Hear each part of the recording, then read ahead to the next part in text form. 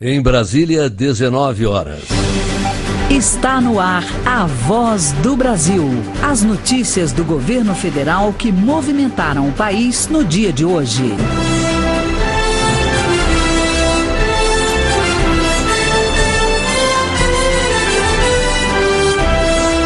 Boa noite. Boa noite para você que nos acompanha em todo o país. Terça-feira, 6 de dezembro de 2016. E vamos ao destaque do dia. Hoje, na Voz do Brasil, nós vamos detalhar para você como ficou a proposta de reforma da Previdência enviada pelo governo ao Congresso. A reforma prevê uma idade mínima de 65 anos, tanto para homens quanto para mulheres, e pelo menos 25 anos de contribuição para a aposentadoria. E vamos conversar ao vivo com o secretário de Previdência, que vai responder dúvidas dos nossos ouvintes. E você também vai ouvir na Voz do Brasil de hoje. Micro e pequenas empresas vão ter mais facilidade para vender seus produtos em outros países. E vamos mostrar como tirar a identidade jovem, que dá direito a descontos em ingressos e passagens de ônibus. Gabriela Noronha. Agora, jovens brasileiros de baixa renda vão ter acesso a esses e outros benefícios por meio de um aplicativo do governo federal, o Identidade Jovem. Na apresentação da Voz do Brasil de hoje, Cláudia Gomes e Ayrton Medeiros. E para assistir a gente .br. O governo apresentou hoje os detalhes da proposta de reforma da Previdência que foi enviada ao Congresso para ser discutida e votada por deputados e senadores. A ideia é tornar a Previdência sustentável, isto é, que todos que contribuem tenham o direito de receber a aposentadoria no futuro. A maior expectativa de vida da população, somada ao número cada vez menor de nascimento de crianças, é um dos motivos para que o sistema previdenciário do país entre em colapso se nada for feito num curto prazo. A reforma prevê uma idade mínima de 65 anos, tanto para homens quanto para mulheres, e pelo menos 25 anos de contribuição para a aposentadoria. As regras valem integralmente para homens com 50 anos ou menos e mulheres com 45 anos ou menos. Quem tem mais vai passar por uma transição e terá que trabalhar 50% a mais que o tempo que falta para pedir a aposentadoria. Por exemplo, uma pessoa que ainda precisa contribuir por 1 ano precisará trabalhar por 1 ano e meio. Segundo o secretário de Previdência do Ministério da Fazenda, Marcelo Caetano, a ideia é fazer uma reforma previdenciária duradoura. Uma reforma que é para a geração dos meus pais, que é para a minha geração, para a geração dos meus filhos e para a geração dos meus netos que nem nasceram. Algo perene, que dure por longos anos e que não necessitemos ficar fazendo várias reformas na sequência e pequenos ajustes. As mudanças se estendem a servidores públicos, inclusive dos estados e municípios, políticos e trabalhadores rurais, que também terão a aposentadoria limitada ao valor do teto do INSS, que hoje é de quase R$ 5.200. Nada muda para quem já recebe o benefício ou completou as condições de acesso até o momento que as mudanças forem aprovadas na Câmara e no Senado e entrarem em vigor. É o que afirma o secretário Marcelo Caetano. Então é só depois que a reforma for efetivamente promulgada, publicada, é que aí sim passa a valer as novas regras para quem ainda não completou as condições de acesso ao benefício. Continua garantido que nenhum aposentado vai receber menos que um salário mínimo. O governo estima que em 10 anos, entre 2018 e 2027, a reforma da Previdência leve a uma economia de 678 bilhões de reais aos cofres públicos. Reportagem João Pedro Neto. E desde ontem, quando o governo anunciou a proposta, até agora há pouco, nós recebemos mais de 300 mensagens dos nossos ouvintes com dúvidas sobre a reforma da Previdência. E quem vai responder é o secretário de Previdência do Ministério da Fazenda, Marcelo Caetano, que agora conversa ao vivo conosco. Boa noite, secretário. Boa noite. Secretário, vamos começar ouvindo a pergunta da Rosângela, de São Paulo. Meu nome é Rosângela Piava, eu tenho 54 anos e 29 anos e 2 meses de contribuição. Vou me aposentar pelo regime atual em novembro de 2017. A minha dúvida é, com essa nova lei, o que eu vou perder este direito ou não? E se não vou perder esse direito, o que muda no meu caso? Obrigada. O senhor pode responder, secretário. Sim, vamos lá. Ela está com mais de 50 anos, mais de 45 anos, então ela entra na regra de transição, ela não entra na regra permanente. Ela já tem 29 anos e 4 meses de contribuição, se eu ouvi direito. Então, o que acontece? Para ela se aposentar na regra atual, faltariam 8 meses para ela se aposentar, né? Por quê? Porque na regra atual, uma mulher, pode se aposentar aos 30 anos de contribuição. Então, como faltam 8 meses para ela se aposentar, ela teria que contribuir um acréscimo de 50% sobre o tempo de contribuição que ela estava faltando. Então, metade de 8, são 50% de 8, são 4 meses a mais. Então, em vez de ela contribuir por mais 8 meses, ela contribuiria por mais 12 meses, por mais um ano, e teria o acesso ao benefício normalmente. A gente está conversando ao vivo com o secretário de Previdência, Marcelo Caetano, que responde perguntas dos nossos ouvintes. Nós vamos agora a Minas Gerais. Secretário, o senhor pode responder a pergunta da Zilamar. Boa noite, meu nome é Zilamar, eu sou de Ipatinga, Minas Gerais. A respeito da reforma da Previdência, eu não entendi. Ela vai ser aprovada por idade mínima e a idade independe de ser homem ou de ser mulher? Obrigada. Sim. Quando ela for aprovada, a nova regra daquelas pessoas, homens com 50 anos ou menos e mulheres com 45 anos ou menos, passa a ser uma idade mínima de 65 anos, igual tanto para homens quanto para mulheres. As pessoas homens com 50 anos ou mais e mulheres com 45 anos ou mais entram na regra de transição, que é basicamente pagar um período adicional de contribuição equivalente à metade do tempo que faltava para poder se aposentar. Secretário Marcelo Caetano, o senhor agora pode responder à dúvida da Maria Geralda, que também é de Minas.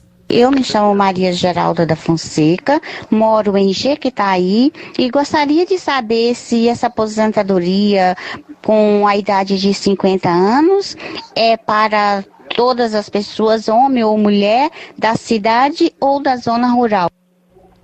Sim, as regras são iguais para todos, né? Então, as regras novas passam a valer para os homens com 50 anos ou mais e mulheres com 45 anos ou mais, independentemente de ser trabalhador rural ou trabalhador urbano, a regra dos 65 anos de idade. Qual é a diferença entre um e outro? É que o trabalhador rural tem um tipo de contribuição diferenciada, um tipo de contribuição especial. E a gente reconhece essa contribuição especial que ele já fez lá para trás, ou atividade rural que ele já fez lá para trás, e para frente a gente, quando houver, depois da própria emenda constitucional, uma nova lei regulamentando, vai existir uma contribuição diferenciada para o trabalhador rural, mais barato. Secretário, o Benedito é um caminhoneiro que também tem uma dúvida para o senhor. Vamos ouvir então o que pergunta o Benedito. Meu nome é Benedito Davi de Malaquias, já estou com 68, vou para 69, se Deus permitir. Trabalho, me aposentei em 96, daí para cá nunca mais parei, continuo contribuindo novamente. Então, como a minha aposentadoria está muito baixa, eu gostaria de saber quais são os direitos que eu tenho, que eu sou caminhoneiro, estou viajando, estou aqui em Três Lagoas, moro em São Paulo, em Itaquaquecetuba. Ok, para você não muda absolutamente nada, tudo fica igual. Você já está aposentado, então continua recebendo o seu benefício de aposentadoria normalmente e vai continuar assim, mesmo depois da aprovação da emenda constitucional, o seu benefício fica igual, não muda nada em relação a ele, e também vai poder continuar trabalhando e recebendo a sua aposentadoria normalmente. Secretário, por último, agora vamos à paranaense Eliana, que é professora. Ela também quer saber sobre as mudanças. Gostaria de saber como ficará os professores públicos do país em relação a essa nova previdência, já que hoje uma professora se aposenta com 50 anos de idade, com 25 anos de contribuição. Meu nome é Eliana, sou da cidade de Ribeirão Claro, Paraná. Aqui a gente tem que separar o que é o professor universitário, professor do nível superior, do professor de ensino médio e de ensino fundamental. O professor universitário já segue as mesmas regras dos outros trabalhadores, então, para o professor universitário se aplicam exatamente as mesmas regras dos outros trabalhadores. Agora, professores, né, de ensino médio e ensino fundamental têm regras diferenciadas na legislação atual. O que a gente está fazendo é que os professores, hoje, desde o ensino médio fundamental, com 45 anos ou menos, se mulheres, e 50 anos ou menos, se homens, passam a se aplicar as novas regras. 65 anos de idade e 25 anos de contribuição. Agora, aquelas professoras com idade maior de 45 anos e aqueles professores com idade maior de 50 anos, o que vai fazer para a aposentadoria deles é que vai ver se está faltando tempo de contribuição, quanto tempo de contribuição está faltando e sobre esse tempo que resta, que falta, se aplica um acréscimo de 50%. A gente agradece, então, a participação do secretário de Previdência, Marcelo Caetano, que respondeu às dúvidas dos nossos ouvintes ao vivo aqui na Voz do Brasil. Secretário, boa noite para o senhor e muito obrigado. Muito obrigado e até a próxima. E olha, a todos que enviaram mensagens com dúvidas, nós vamos continuar respondendo e respondendo ao longo dos dias aqui na Voz do Brasil. Até porque essa é uma proposta que agora será debatida e votada no Congresso Nacional. Só depois disso é que começa a valer. Exportação sem burocracia para pequenas e microempresas. Agora elas poderão vender seus produtos para o exterior com mais facilidade e rapidez. A meta do governo é aumentar a participação dos pequenos empreendedores no mercado de exportações. A partir de agora, exportar ficou mais fácil para as micro e pequenas empresas. Até então, elas eram responsáveis por todas as etapas do processo de exportação. Agora, podem transferir essa responsabilidade para operadores logísticos habilitados pela Receita Federal, como os Correios e outras transportadoras autorizadas. Já as empresas que optarem por continuar cuidando da exportação de seus produtos também contarão com menos burocracia, com a dispensa de vários documentos. Para o coordenador-geral de Administração Aduaneira Substituto, o auditor fiscal Ronaldo Feltrin, essas medidas vão facilitar os negócios. Essa é mais uma medida para melhorar esse ambiente de negócio, que permitirá à micro e pequena empresa ter o seu produto colocado no exterior de forma muito mais ágil, muito mais rápida, permitindo o seu posicionamento no exterior. A partir da próxima semana, os operadores logísticos já poderão se habilitar na Receita Federal. Hoje, as micro e pequenas empresas respondem por menos de 0,8% das exportações do Brasil. A meta do governo é que em 5 anos esse percentual aumente para 5%. Reportagem Natália Kozlik. E temos aqui uma boa notícia. Os pequenos e microempresários que têm dívida com a Receita Federal já podem aderir ao parcelamento especial dos débitos. Com isso, poderão se manter no Simples Nacional, o sistema simplificado de pagamento de impostos. E com os pagamentos em dia, fica mais fácil voltar a investir e crescer. Tereza Cristina tem uma pequena empresa de ferragens. Até pouco tempo, o empreendimento, que é optante pelo Simples Nacional, fazia parte das empresas brasileiras em débito com a Receita Federal. Tereza aderiu ao parcelamento dos débitos tributários para começar 2017 com o pé direito. Tem uma dívida que você vai pagar juros, mas ao mesmo tempo você vai poder pagar um valor menor, né? Para ajudar micro e pequenas empresas a quitar as dívidas com o Leão, o Serviço Brasileiro de Apoio às Micro e Pequenas Empresas, o SEBRAE, lançou nesta semana o Mutirão de Renegociação.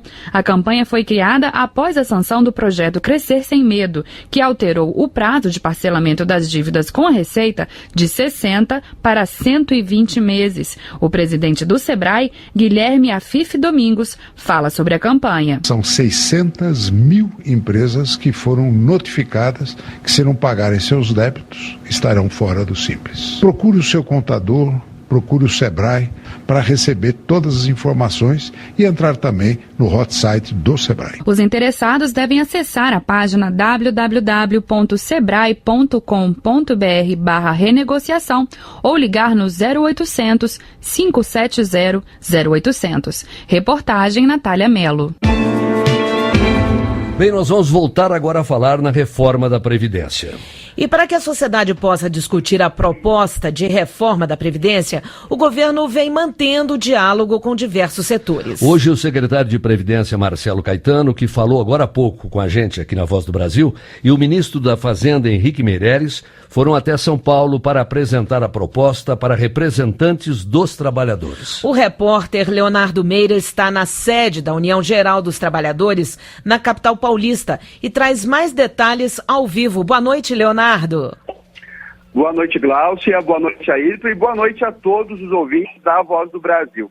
O ministro da Fazenda, Henrique Meirelles, apresentou a proposta de reforma da Previdência para os representantes dos trabalhadores e destacou que, do ponto de vista do governo e dos técnicos, a proposta é adequada e realista diante do rombo na Previdência, estimado em 152 bilhões de reais para 2016. Mas o ministro destacou que, como o país vive numa democracia, a palavra final é do Congresso. Deputados e senadores ainda vão discutir o tema antes de colocar a proposta em votação. O ministro da Fazenda voltou a destacar que a aprovação da PEC que limita o crescimento dos gastos públicos é essencial. Mas para o ajuste das contas públicas ser completo, é necessária a aprovação de outras medidas. A expectativa é que a própria tramitação da reforma da Previdência aumente a confiança na economia, o que significa retomar o crescimento e gerar empregos.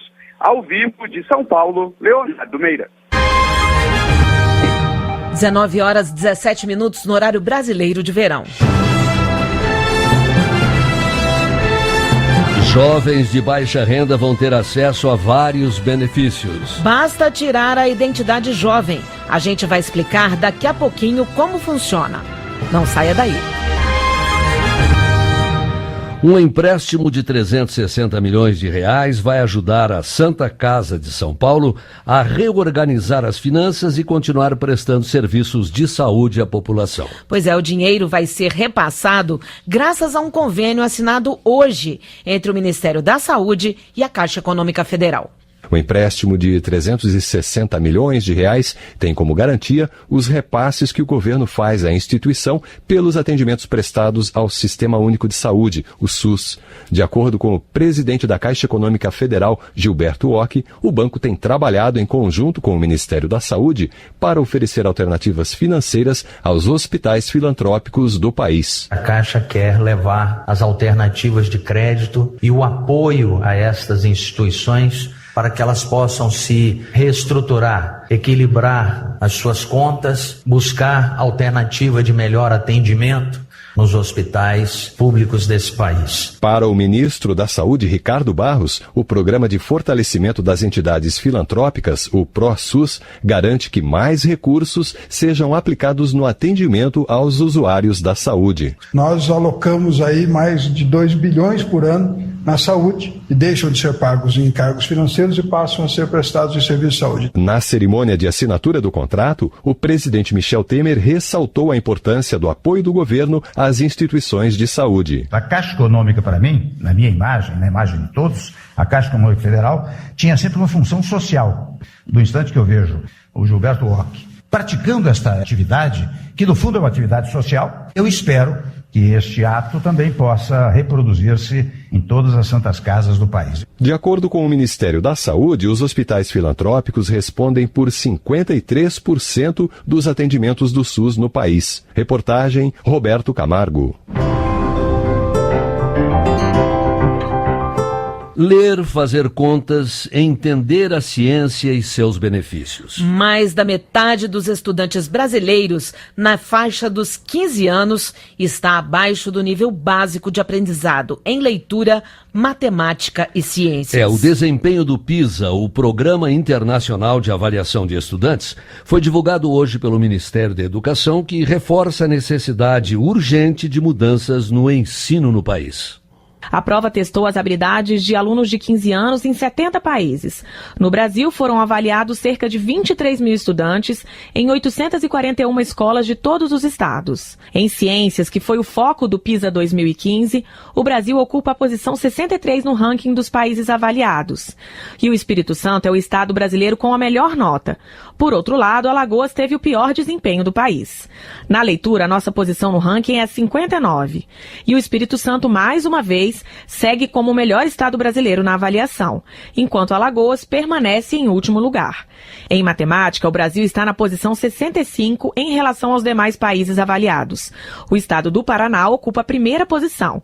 Alagoas novamente teve o pior resultado. Para o governo federal, o país pode melhorar. O ministro da Educação, Mendonça Filho, afirma que os resultados do PISA 2015 reforçam a necessidade de uma reforma no ensino médio brasileiro. Não dá para você sonhar com um país desenvolvido, que gere oportunidade para os nossos jovens, se a gente continuar com o padrão de educação que nós temos. Temos um investimento superior à casa dos 6% do PIB e, mesmo assim, o desempenho não acompanha aquilo que é o resultado daquilo que é alocado em termos de recursos financeiros para a área da educação. Então alguma coisa está errada. Não basta só investir mais, precisa investir com qualidade na área da educação. O PISA ocorre de 3 em 3 anos. A ideia do programa é identificar problemas e ajudar os países a melhorar as políticas educacionais. Reportagem Beatriz Amiden.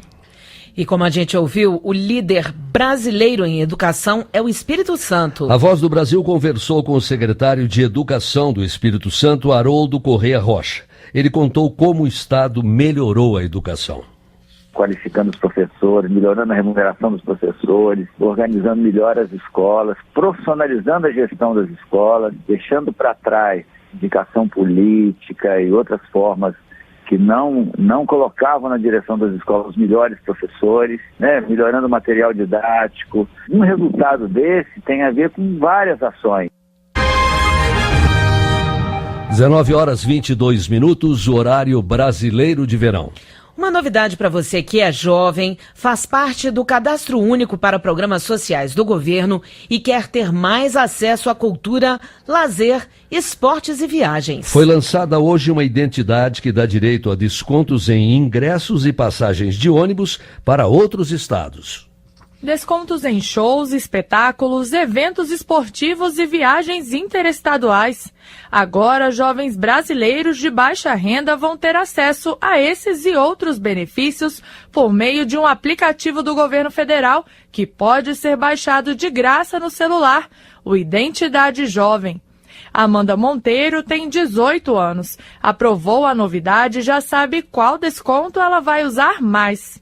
Com certeza vai ser de viagens nos ônibus interestaduais. Podem participar jovens de 15 a 29 anos com renda familiar de até 2 salários mínimos e inscritos no Cadastro Único para Programas Sociais do Governo Federal. Quem não tiver smartphone pode se cadastrar na página da Caixa Econômica Federal na internet, www.caixa.gov.br, e imprimir a identidade. Segundo o secretário nacional da Juventude, Bruno Moreira Santos, o ID Jovem vai ampliar o acesso desse público à cultura. A gente tem estimativas que diversos jovens nunca foram no teatro, nunca foram numa partida esportiva, nunca foram no cinema, e com isso o jovem passa a ter acesso à cultura, acesso ao teatro, nas viagens interestaduais. A gente dá também o direito para todos os jovens beneficiários possam se locomover, conhecer o próprio país, ocupar o país. O ID Jovem, que deve beneficiar quase 16 milhões de brasileiros, já está disponível nas lojas de aplicativos para celular. Reportagem Gabriela Noronha.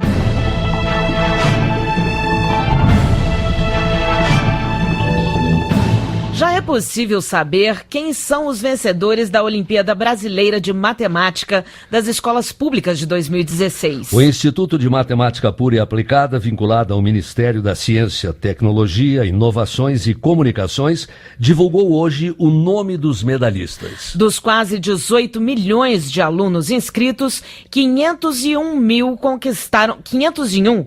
conquistaram medalhas de ouro.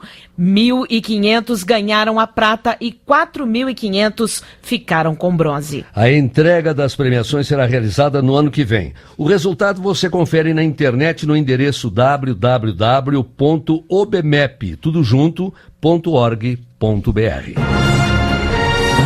E essas foram as notícias do governo federal. Uma realização da Secretaria de Comunicação Social da Presidência da República. Com produção da Empresa Brasil de Comunicação. Fique agora com as notícias do Poder Judiciário e do Congresso Nacional. Boa noite. Boa noite para você e até amanhã. Brasil, ordem e progresso.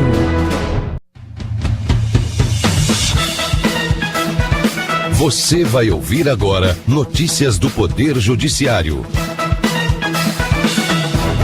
Supremo Tribunal Federal julga amanhã recurso de Renan Calheiros contra afastamento da presidência do Senado. Vivo é condenada por propaganda enganosa. Justiça Federal em Rondônia obriga a INSS a contratar mais assistentes sociais. Agora em Brasília, 7h25. Boa noite, eu sou Johnny Luna. E eu sou o Arthur Filho.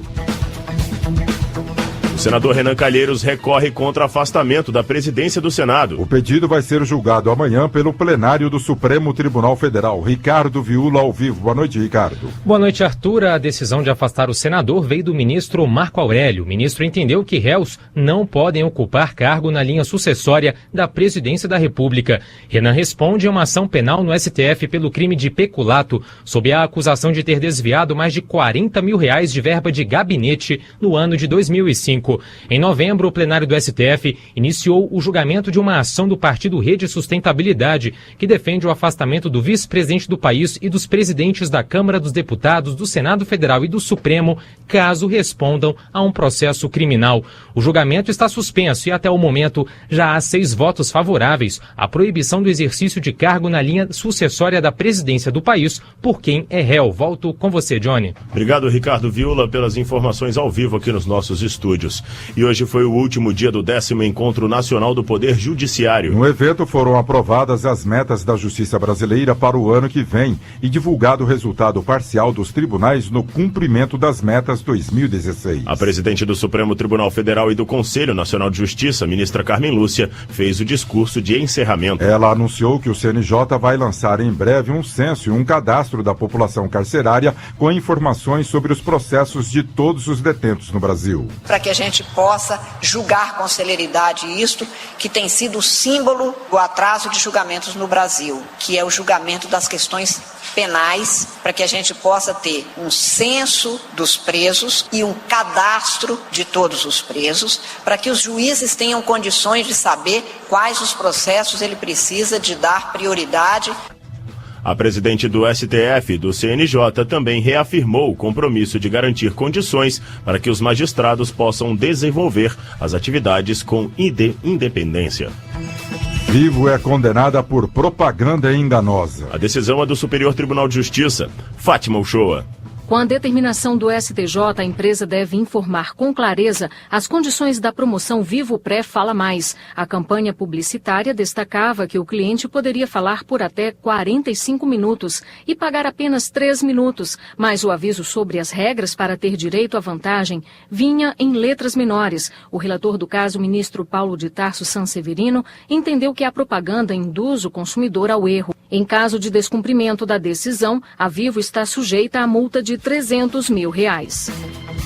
Justiça Federal em Rondônia obriga a INSS a contratar mais assistentes sociais. Pessoas em extrema pobreza esperam meses por avaliação social para receber o benefício de prestação continuada. Ana Gouveia. A decisão veio após um pedido do Ministério Público Federal. O INSS deve divulgar em até 15 dias o edital para selecionar os peritos que avaliam se o benefício mensal e vitalício de um salário mínimo pode ser liberado a quem pede. Por lei, tem direito ao benefício pessoas com deficiência ou idosos de mais de 65 anos sem condições de se sustentar ou de ser mantido pela família. Hoje, o INSS só possui 19 agências para atender aos 52 municípios de Rondônia, sendo que apenas 11 contam com assistentes sociais. Mantida a prisão de agente carcerário que facilitou a entrada de celulares e drogas em unidade prisional. A decisão é do Tribunal de Justiça do Pará. Pedro Scartesini. O agente foi preso em flagrante enquanto transportava dinheiro, substâncias entorpecentes, aparelhos celulares e uma arma de fogo sem porte legal. O esquema beneficiava os detentos. A defesa alegou demora para a conclusão do processo e por isso pedia para o réu responder em liberdade. Mas os desembargadores entenderam que a prisão provisória do agente carcerário deve continuar para garantir a ordem pública e o andamento das investigações. Você acompanha outras notícias do Poder Judiciário em 104,7 FM para o Distrito Federal em torno e também pela internet. Acesse www.radiojustiça.jus.br e siga pelo Twitter. twitter.com/radiojustiça. Você, uma boa noite. Uma boa noite. Notícias do Poder Judiciário, uma produção da Rádio Justiça, Supremo Tribunal Federal. Está no ar, o Jornal do Senado. Senado vai aguardar a sentença do plenário do STF para decidir pelo afastamento ou não de Renan da presidência. Proposta de reforma da Previdência já está no Congresso Nacional. Estes são os destaques de hoje do Jornal do Senado, que começa agora. Boa noite. Boa noite. A mesa do Senado decidiu aguardar o julgamento pelo plenário do Supremo para definir a situação de Renan Calheiros. Além disso, pediu a nulidade do julgamento que trata da linha sucessória presidencial. O presidente do Senado disse que a liminar do ministro Marco Aurélio Mello é retaliação ao combate aos supersalários. Repórter Érica Christian. A Advocacia do Senado recorreu ao Supremo Tribunal Federal contra a decisão que pede o afastamento do senador Renan Calheiros, do PMDB de Alagoas, da presidência da Casa. Os advogados argumentam que não há fato concreto, ou seja, previsão de que o presidente Michel Temer e o presidente da Câmara, deputado Rodrigo Maia, do Democratas do Rio de Janeiro, se ausentem do país para que Renan Calheiros pudesse sucedê-los. Ao pedirem reconsideração, disseram que a decisão do Supremo de aceitar denúncia contra Renan por crime de peculato, uso do cargo para obter vantagens, não foi publicada, impedindo os devidos recursos. A advocacia alegou ainda a violação à independência entre os poderes e os graves impactos no funcionamento do Congresso Nacional, comprometendo a votação de projetos relevantes para o país. Renan Calheiros avalia que o afastamento foi uma retaliação à decisão dele de acabar com os supersalários. Toda vez que ele ouve falar em acabar com o supersalário, ele parece tremer na alma. E ao tomar uma decisão para afastar 9 dias do término do mandato um presidente do Senado Federal, chefe de um poder, por decisão monocrática, a democracia, mesmo no Brasil, não merece esse fim. Por unanimidade, a mesa diretora decidiu aguardar o julgamento do Supremo Tribunal Federal e conceder um prazo para que Renan apresente a sua defesa. Para o senador Randolfo Rodrigues, da Rede Sustentabilidade, partido que recorreu ao Supremo, o não afastamento de Renan é um desrespeito ao judiciário. A decisão da mesa, no meu entender, é intempestiva e inadequada. É uma decisão de força diante e contra uma decisão judicial, que, no meu entender,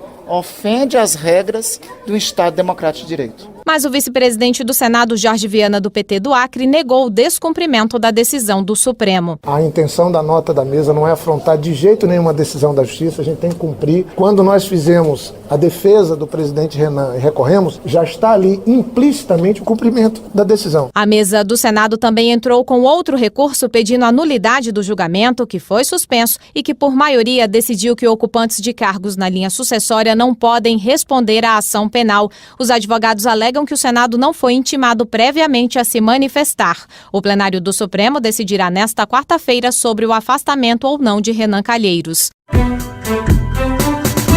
Representantes de carreiras de Estado, juízes, membros do Ministério Público, médicos e funcionários do Legislativo foram ouvidos hoje pela Comissão Especial do Extrateto. Os senadores defendem mais rigor nos cortes salariais de quem ganha acima do teto. O relatório deve ser votado amanhã, como informa a repórter Marcela Cunha. A relatora da Comissão Especial do Extrateto, senadora Cátia Abreu, do PMDB de Tocantins, disse que irá manter todos os benefícios que gerarem economia para o Estado. Ela citou o caso do abono permanência de juízes, que recebem 11% a mais quando já contam tempo para se aposentar, mas continuam trabalhando, o que evita a contratação de novos magistrados. Ela voltou a defender que o teto constitucional seja respeitado. Atualmente, ele é de R$ 33.700 e pode subir para R$ 39.200 a partir de 2017. Injustiça é quem ganha R$ 800 e poucos reais. Sem demagogia, gente. A distância entre o teto e o salário brasileiro é inadmissível. Nós temos que nos contentar e nos conformar e viver com aquilo que a Constituição manda a gente viver.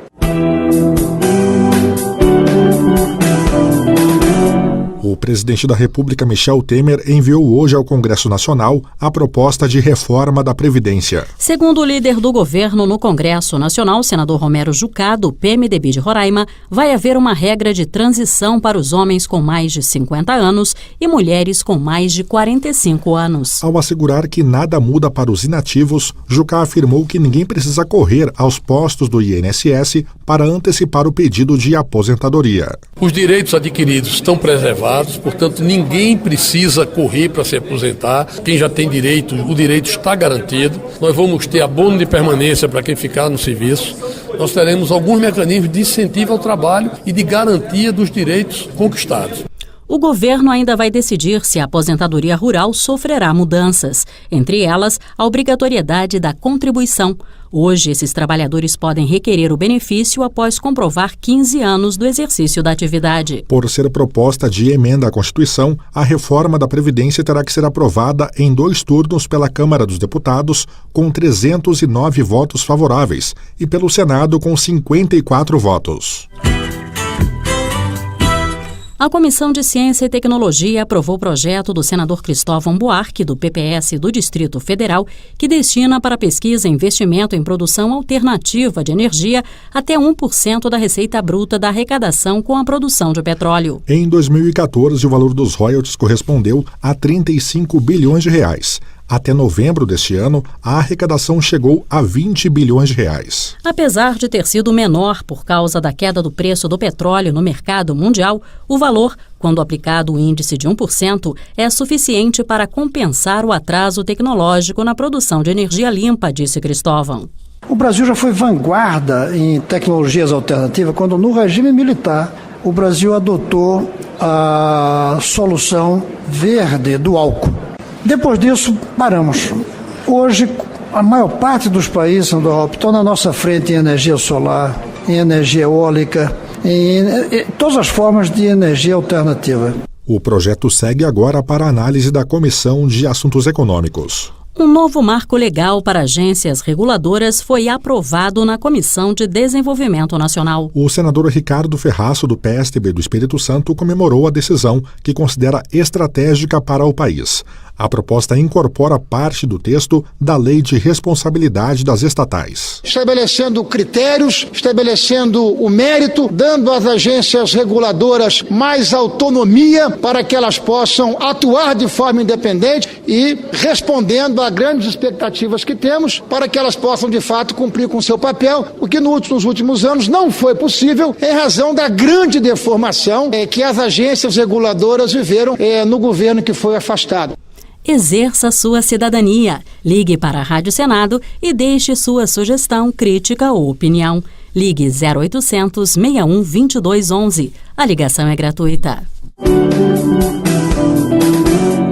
As famílias das crianças com microcefalia poderão receber uma pensão mensal vitalícia. Um projeto com este objetivo deve ser votado amanhã pela Comissão de Assuntos Sociais do Senado. Detalhes com o repórter George Cardim. Desde o início das investigações, em outubro de 2015, o Brasil já confirmou mais de 2.000 casos de crianças que nasceram com microcefalia. Outros 3.000 bebês com má formação cerebral estão sendo investigados. Segundo a Organização Mundial da Saúde, pelo menos 1.000 novos casos devem ser diagnosticados nos próximos meses. Em 90% dos pacientes, a microcefalia leva ao retardo mental e está associada a problemas de visão, audição, dificuldades de aprendizado e distúrbios neurológicos. Para tentar assegurar a assistência às famílias e o tratamento dos pacientes, um projeto do senador Eduardo Amorim, do PSC de Sergipe, garante às pessoas com microcefalia causada pelo vírus Zika, com renda familiar de até 10 salários mínimos, o direito à pensão mensal e vitalícia, no valor de 1 salário mínimo. O pagamento do benefício deve ser feito pelo INSS. Amorim lembrou que muitas mães deixam seus empregos para cuidar de seus filhos e justificou que a doença compromete o orçamento das famílias. Jornal do Senado. Apresentação Marluce Ribeiro e Tiago Medeiros. Áudio Eliseu Caires. O Jornal do Senado fica por aqui. Acompanhe agora as notícias da Câmara dos Deputados. Boa noite. Boa noite.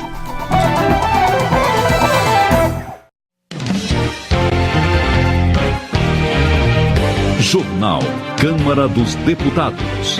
Presidente defende diálogo para garantir harmonia entre os poderes. Medidas de combate à corrupção aprovadas ainda repercutem na casa. Reforma da Previdência começa a tramitar e já rende forte polêmica. Boa noite. Proposta de reforma da Previdência começa a tramitar na Câmara e já repercute fortemente entre os deputados. Enquanto integrantes da base de apoio ao governo acreditam que a reforma é necessária por causa do déficit previdenciário, parlamentares contrários afirmam que ela retira direitos dos trabalhadores. Acompanhe a reportagem. A chegada da proposta de reforma da Previdência do governo Michel Temer à Câmara repercutiu entre os deputados nesta terça-feira. Para o líder do Democratas, deputado Paulderney Avelino, a população deve ser conscientizada da necessidade da reforma para garantir o recebimento da aposentadoria no futuro. Uma coisa que, a meu ver, dá mais legitimidade para nós fazermos essa reforma é que todos estão incluídos, com exceção dos militares nesse momento, mas irá, em razão da Constituição, dar um tratamento diferenciado aos militares, eles serão tratados em outra matéria.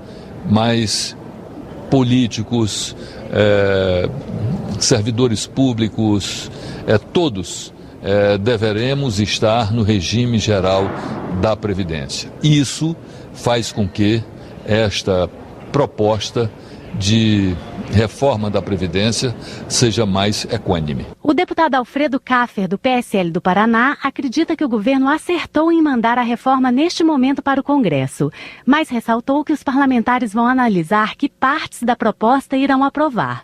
Ele apoia a proposta de aumento da idade mínima de aposentadoria para 65 anos para homens e mulheres e disse que a reforma exigirá sacrifício de todos. Eventualmente, aqueles que ainda não estão aposentados vão ter que contribuir um pouco mais, aqueles que estão na iminência de se aposentar vão ter que postergar um pouco mais a sua aposentadoria, enfim, todos nós vamos perder, mas o ganho disso é que no futuro as pessoas vão conseguir ter o direito à aposentadoria. Já o deputado Orlando Silva, do PCdoB de São Paulo, acredita que o governo terá dificuldade em aprovar a reforma da Previdência na Câmara, já que a proposta, na sua visão, será fortemente rejeitada pela população. Essa proposta é um desastre. Eu considero que exigir que homens e mulheres se aposentem com a mesma idade é rejeitar, negar a dupla jornada que as mulheres vivem no nosso país. Eu considero que é um absurdo exigir a aposentadoria a partir de 65 anos, num país que muitas pessoas começam a trabalhar com baixa idade. A partir de 15 anos de idade tem muita gente trabalhando em nosso país e com trabalho insalubre, duro, difícil muitas vezes.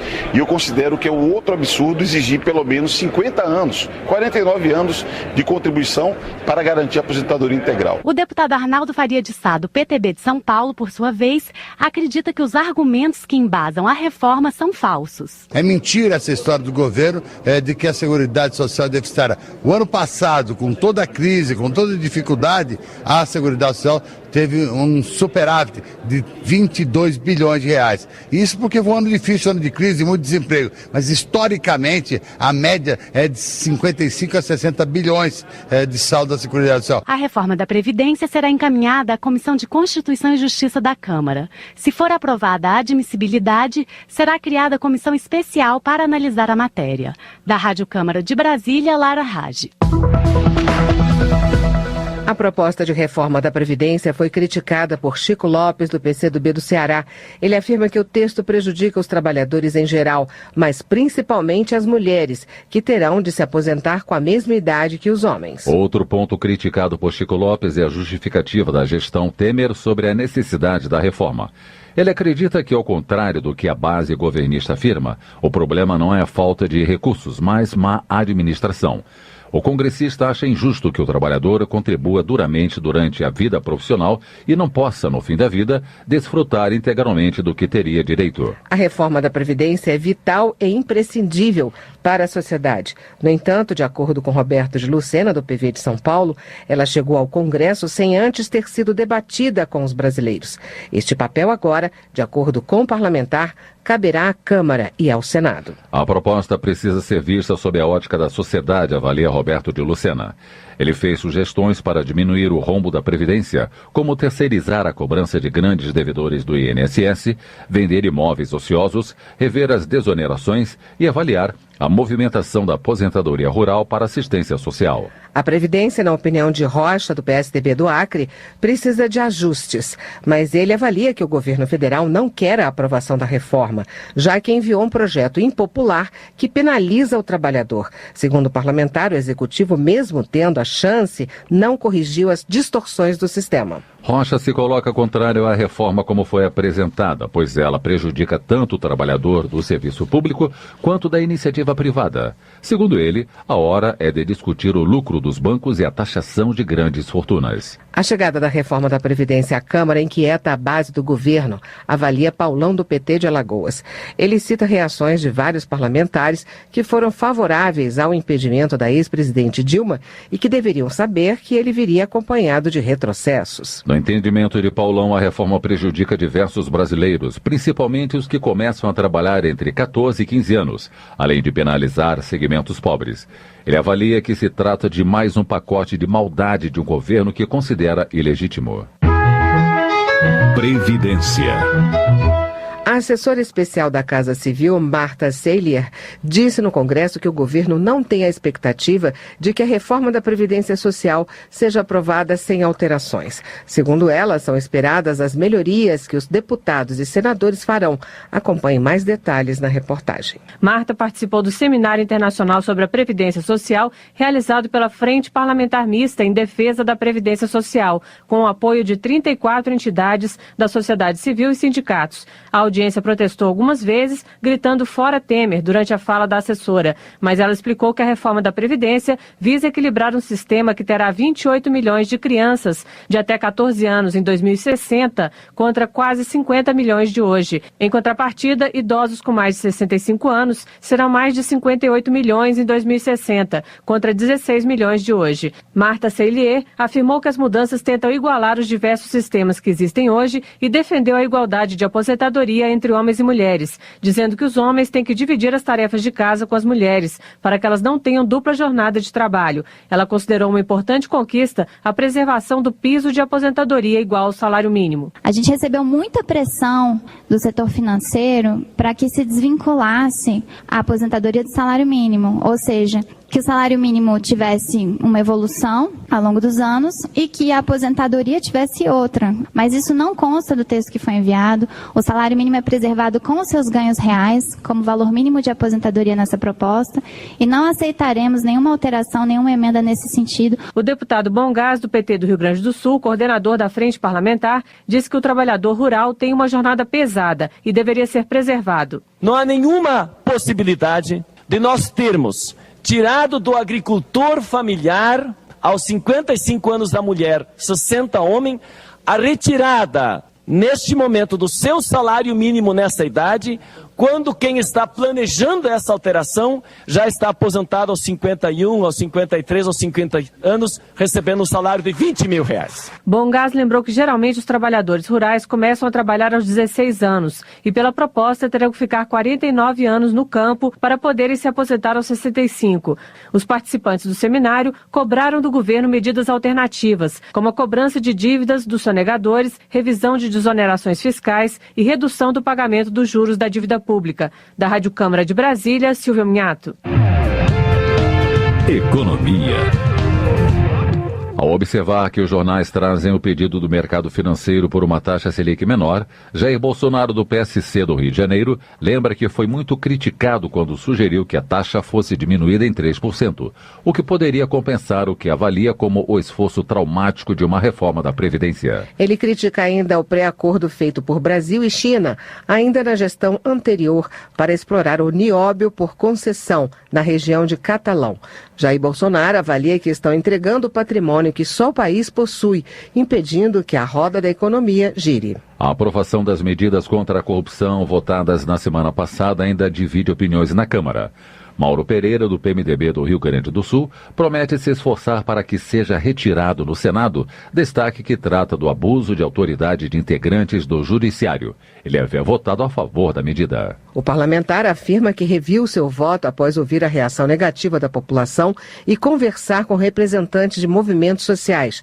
Mauro Pereira defende que o assunto seja discutido em outro momento, por meio de um projeto específico. Segundo ele, não foi oportuno acrescentar este ponto no projeto de medidas contra a corrupção.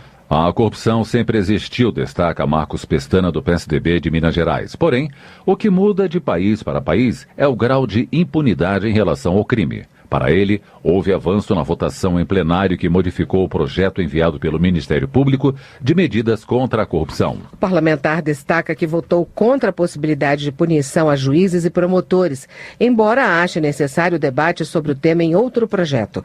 A expectativa de Marcos Pestana é que o Senado possa aprimorar o texto já aprovado pela Câmara e melhorar o diálogo entre as instituições e os poderes. Para justificar o voto a favor da punição a juízes e procuradores por abuso de autoridade, Vitor Falim, do PMDB, explica que no Ceará, alguns desembargadores são investigados por suspeita de venda de sentenças a criminosos do Estado. Vitor Falim argumenta que seu voto tem o único objetivo de responsabilizar, sem exceção, todos os servidores públicos que transgredirem a lei, o que, segundo ele, não tem nada a ver com o trabalho dos procuradores e magistrados envolvidos na Operação Lava Jato. Creuza Pereira, do PSB de Pernambuco, manifesta sua indignação com as sessões da Câmara realizadas noite adentro e que, algumas vezes, invadem as madrugadas. A parlamentar apresentou à mesa diretora sugestão para que estude pautas que não tragam emergências que imponham muita pressa nas apreciações. Creuza Pereira argumenta que o excesso de debates e as sessões prolongadas deixam os parlamentares cansados, tirando a clareza da pauta que está sendo votada. Desenvolvimento regional. Algumas obras de infraestrutura no Maranhão estão atrasadas, alerta Hildo Rocha, do PMDB. De acordo com ele, que visitou o Estado como integrante da Comissão de Fiscalização Financeira e Controle, há irregularidade na rodovia MA-386. Ele afirma que dos 61 quilômetros previstos, apenas 47 foram pavimentados. Hildo Rocha promete acionar o BNDES, responsável pelo financiamento da obra, para exigir que todo o trecho previsto seja concluído. Outra irregularidade encontrada é o desvio de finalidade em relação ao atual Centro Administrativo de Segurança. Como coordenador da bancada do Amazonas, Átila Lins, do PSD, informa que os deputados amazonenses buscam explicações sobre os recentes apagões em Manaus e municípios da região metropolitana, ao mesmo tempo que ocorre um aumento da tarifa de energia elétrica. Segundo Átila Lins, a taxa subiu cerca de 22%, sendo um dos maiores reajustes autorizados pela ANEEL. Ele argumenta que, com o país atravessando dificuldades, é inadmissível aumentar a tarifa e fornecer uma energia de má qualidade. Ele deverá discutir o tema com representantes do Ministério de Minas e Energia. Transportes. A Operação Lei Seca em Pernambuco conseguiu reduzir de 35 mil para 29 mil o número de mortes em acidentes provocados pelo consumo de álcool. Severino Ninho, do PSB, elogia o trabalho realizado pelo governo do estado, que colocou em prática a fiscalização eficiente. Em Pernambuco, mais de 1 milhão de veículos já foram parados e fiscalizados desde 2011. Agora, segundo Severino Ninho, as ações da Operação Lei Seca foram expandidas para o sertão. Educação. Ao cobrar do governo e do Congresso Nacional reformas importantes para melhorar o Brasil, Caio Nácio, do PSDB de Minas Gerais, destaca a reformulação da educação. Para o deputado, o aperfeiçoamento do setor leva ao desenvolvimento econômico e social. O grande desafio do Brasil passa pela reformulação da educação. uma grande nação não vai jamais ser transformada se o primeiro foco, o maior objetivo for a educação. É somente através da educação que nós teremos uma grande nação. E assim dizia Nelson Mandela: a educação é a arma mais poderosa para mudar o mundo e será também a mais poderosa para transformar o nosso país. Outra frente defendida por Caio Nárcio é o combate ao câncer. De acordo com o deputado, é necessário que o poder público entenda que só com mais investimentos em tecnologia e na melhoria da qualidade da medicina é possível vencer a guerra contra essa doença. Presidente da comissão especial que analisou a reforma do ensino médio, Isalci Lucas, do PSDB do Distrito Federal, elogia o relatório do senador Pedro Chaves, que acatou 90 emendas apresentadas ao texto. O deputado destaca que foram ouvidos 53 especialistas e instituições. Segundo Isalci Lucas, a reforma representa um grande avanço, apesar de não ser ideal. Ele argumenta que ela é necessária diante de resultados como os divulgados hoje pelo Programa Internacional de Avaliação de Alunos, o PISA, que colocou o Brasil em uma das últimas colocações entre 70 países. Homenagem. A cidade de Chapecó, em Santa Catarina, viveu momentos de comoção, perplexidade e saudade. Celso Maldaner, do PMDB, destaca que o momento da despedida dos jogadores da Chapecoense mostrou a dimensão da tragédia que atingiu a cidade. Para Celso Maldaner, o momento agora é de reconstruir a autoestima e a confiança do povo de Chapecó, pois a fibra dos chapecoenses se mostrou evidente com o que eles têm de melhor, a solidariedade. No dia 5 de dezembro de 2013, o mundo perdeu uma de suas mais importantes lideranças, Nelson Mandela, vencedor do Prêmio Nobel da Paz em 1993 e pai da moderna nação sul-africana. A data foi lembrada por Benedita da Silva, do PT do Rio de Janeiro. Benedita da Silva enfatizou que Nelson Mandela significou uma grande liderança não só para a África do Sul, mas para o mundo inteiro. Foi um grande exemplo em meio à adversidade, capaz de unir até mesmo adversários para tornar a África um país de todos os africanos. Em 20 de dezembro, a Unimed de Campina Grande, na Paraíba, comemora 45 anos de fundação. Rômulo Gouveia, do PSD, ressalta que a entidade foi pioneira em oferecer excelência na assistência médica da cidade. Segundo Rômulo Gouveia, a Unimed valoriza a medicina e ajuda a desenvolver o cooperativismo do Nordeste. O parlamentar também elogia o trabalho do médico Francisco Vieira de Oliveira, presidente do Conselho Administrativo da entidade. Política. A mesa diretora do Senado decidiu que irá aguardar a deliberação do plenário do Supremo Tribunal Federal para cumprir a decisão liminar do ministro Marco Aurélio Mello de afastar o presidente do Senado, Renan Calheiros. Alberto Fraga, do Democratas do Distrito Federal, observa que, mais uma vez, um ministro do Supremo, em decisão monocrática, afasta o presidente de um poder. Ao defender as medidas de combate à corrupção, o deputado argumenta que a população está mal informada e que os promotores não estão acima da lei. Ele lembra que votou pela criminalização do Caixa 2 e pela transformação da corrupção em crime hediondo. Alberto Fraga pede a quem quiser atacá-lo que o faça quando ele votar contra a população. Na avaliação de delegado Edson Moreira, do PR de Minas Gerais, a decisão de um ministro do Supremo Tribunal Federal pelo afastamento do presidente do Senado, Renan Calheiros, reflete a desordem constitucional que permeia o país. Para ele, o Supremo descumpriu a Constituição, que prevê que todos os poderes são independentes e harmônicos entre si.